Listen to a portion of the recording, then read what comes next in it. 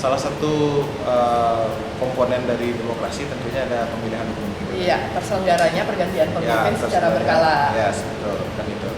Nah, tidak sedikit kita melihat sekarang di pemilu ini, terutama kita di Bali gitu, yang ada kaum-kaum yang tidak puas terhadap hasilnya gitu, karena contoh saja konkret saya bicara, misal contoh gini, kita adalah orang-orang yang terpelajar, yang melek demokrasi, yang memilih pemimpin sesuai dengan hati kita gitu, tetapi kita melihat ada kelompok-kelompok masyarakat atau orang-orang yang entah itu mungkin dalam tanda kutip informasinya kurang, terus wawasannya kurang, dia dijejali dengan dia harus memilih yang itu gitu.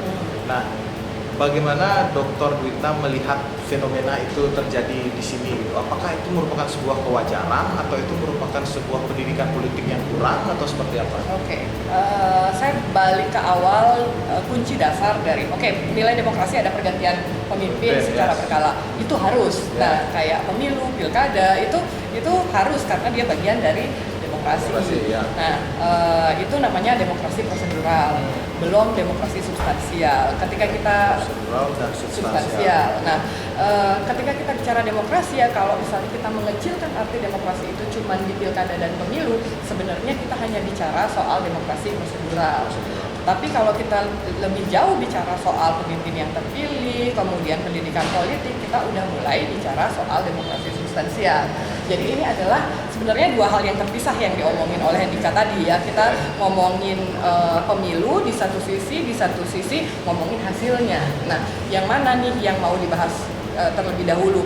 Tetapi sebelum semuanya, ketika kita bicara soal sistem yang kita anut adalah demokrasi, berarti tadi di awal saya bilang soal publik. Ya, ada kuasa rakyat, berarti di sana kekuasaan dibentuk oleh publik, suara publik kemudian diakui gitu ya, si tukang ojek online dengan Anda yang tadi menyebut diri sebagai berpendidikan dan memahami demokrasi, harga suaranya sama ya, one person, one vote, one value, ya kan?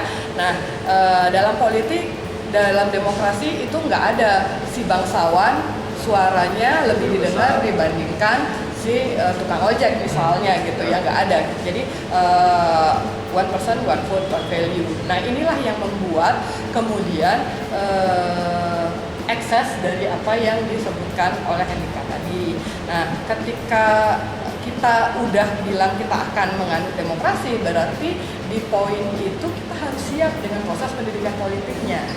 Nah, pada saat proses pendidikan politiknya itu tidak disiapkan, maka yang terjadi adalah publik yang dapat dikacaukan dengan cara-cara seperti yang tadi itu gitu. Tapi apakah kita bisa berdemokrasi apabila ada yang nyebut gitu kan, satu negara baru siap dengan demokrasi apabila pertumbuhan ekonominya di atas 6%. Karena nanti GDP-nya berpengaruh misalnya sama tingkat pendidikan masyarakatnya, kemudian angka harapan hidup dan seterusnya. Jadi kualitas ekonomi yang rendah dianggap berkorelasi dengan kualitas demokrasinya. Nah, ada hubungannya. Nah, ada hubungannya.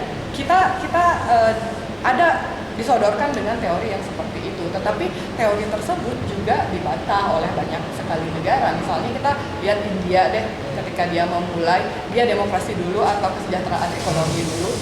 Nah, ini sebenarnya buah si malakama. Kalau misalnya kita ngomongin yang mana duluan. Nah, kalau India dia demokrasi dulu baru dia perbaiki ekonominya. Nah, di banyak negara coba misalnya kita lihat Singapura. Apakah Singapura demokratis? Itu pertanyaan yang paling sederhana dengan tingkat pertumbuhan ekonomi yang sudah sangat baik gitu. Ya, apakah itu benar bahwa satu pertumbuhan ekonomi tertentu harus dicapai dulu baru kita bisa akan mencapai politik yang demokratis gitu. Nah, itu dipertanyakan lagi. Tapi kalau misalnya kita balik ke fakta atau realita yang tadi disebutin nama Hendika, bahwa dalam pemilihan kita seperti dihadapkan dengan sesuatu yang kayaknya ini jokes deh gitu kan. Kita ngerasa ini jokes gitu. Kita udah tahu bahwa kita disodorkan dengan pilihan A yang kriterianya A B C D gitu ya. Kemudian yang B E F GH gitu. Nah, kita udah menimbang-nimbang nih sebagai netizen yang rasional gitu ya. Terus kayak kita ngerasa enggak deh, tapi kok yang dipilih adalah si B yang bahkan nggak masuk kriteria buat kita pemimpin yang baik gitu. Lalu sudah ditetapkan, lalu kemudian kita harus menerima bahwa si B adalah pemimpin yang terpilih gitu. Nah, bisa jadi logika publik itu sangat berbeda dengan logika kita sebagai akademisi atau sebagai orang yang merasa melek politik gitu loh. Itu ya. Preferensi publik ini atau logika publik ini dibentuk oleh banyak sekali faktor.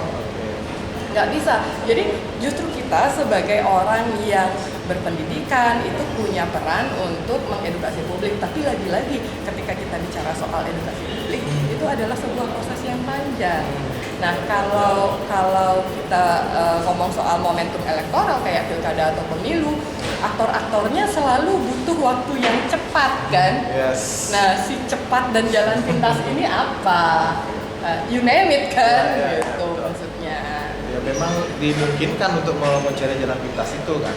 Dimungkinkan. Pada akhirnya di saat ya kita selalu bisa mudah menemui mantan caleg, kemudian ataupun caleg jadi yang bersedia untuk bicara secara belak-belakan berapa sih modal yang mereka butuhkan untuk sampai di gedung dewan misalnya, paling tidak harus membiayai sebuah pertemuan gitu ya, paling tidak mereka harus membayarkan beberapa transportasi untuk orang yang hadir di pertemuan tersebut, istilah mereka butuh bensin.